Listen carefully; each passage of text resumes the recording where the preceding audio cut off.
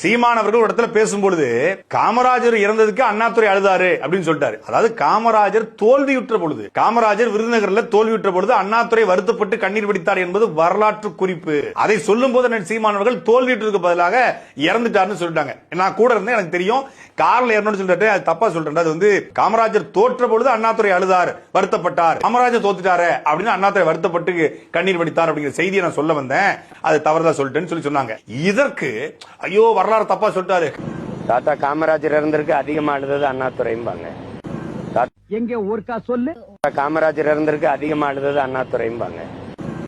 காமராஜர் தோக்கடிக்க தான் நிக்கிறாங்க. ஆனாலும் காமராஜருடைய தோல்வியை அண்ணாதுரையால் ஏற்றுக்கொள்ள முடியவில்லை என்பது வரலாற்று பதிவு. காமராஜர் இறந்த பொழுது அண்ணாதுரை போய் நின்னாரு. எங்க ஊர்க்கா சொல்லு. காமராஜர் இறந்த பொழுது அண்ணாதுரை போய் நின்னாரு. மர்க்கா சொல்லு. காமராஜர் இறந்த பொழுது அண்ணாதுரை போய் நின்னாரு. ஜாலி முடிச்சு இன்னும் ஒண்ணும் பண்ண முடியாது.